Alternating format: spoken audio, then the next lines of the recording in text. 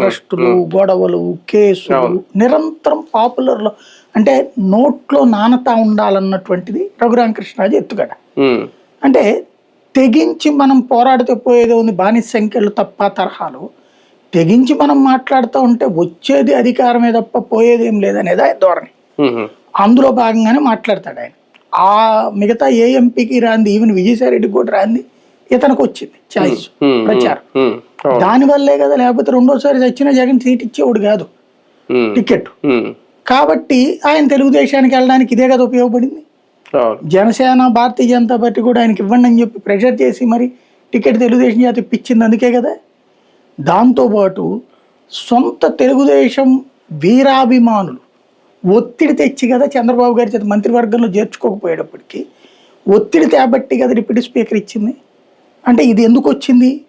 నోటితో సాధించిన విజయం. ఆయన నోరు మంచి చేస్తే చెడు చేస్తుంది. వైసీపీకి మంచి చెడు చేసింది, తెలుగుదేశానికి మంచి చేసింది. దానివల్ల ఈయన ప్రయోజనం పొందాడు. ఇప్పుడు వచ్చేటప్పటికి మీడియా అంటే ఒక అగ్రెసివ్ నెగిటివ్ యాటిట్యూడ్తో మాట్లాడితే వచ్చే కవరేజ్, పాజిటివ్ ఏం చెప్తాడు, చంద్రబాబు గారు అద్భుతంగా చేస్తున్నాడు అది అని కూడా మాట్లాడుతున్నాడు పాపం అప్పుడప్పుడు. అది ఎవడు హైలైట్ చేస్తున్నాడు? పెద్దగా హైలైట్ చేయట్లేదు. అదే జగన్ని తిడతాను, ఇంకొకళ్ళని తిడతాను, ఒక నెగిటివ్ టాక్ అన్నదే రఘురామకృష్ణరాజుకి బాగా పేరు తెచ్చిపెట్టింది. ఇప్పుడు జడ శ్రవణ్ కుమార్ ఇంతకుముందు తెలుగుదేశం తరపున అనుకూలంగా ఉంటూ వైసీపీని తిట్టిపోసేవాడు.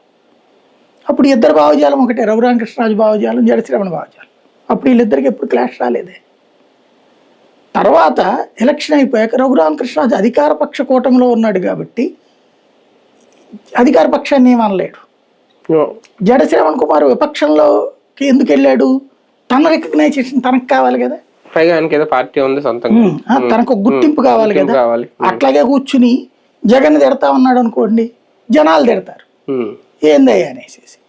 ఇప్పుడు అతను ఎవరు, రాజేష్ ఎవరు ఉన్నాడు కదా, మహాసేన రాజేష్, ఇంతకుముందు జగన్ని తిడుతున్నప్పుడు బాగా క్రేజ్ ఉండేది. ఇప్పుడు బాబును పొగుడుతుంటే అందులో సగమే వస్తుంది క్రేజ్. అంటే ఇప్పుడు బలవంతంగా చూడమని చెప్పాలి, అప్పుడు బాగా చూసేవాడు.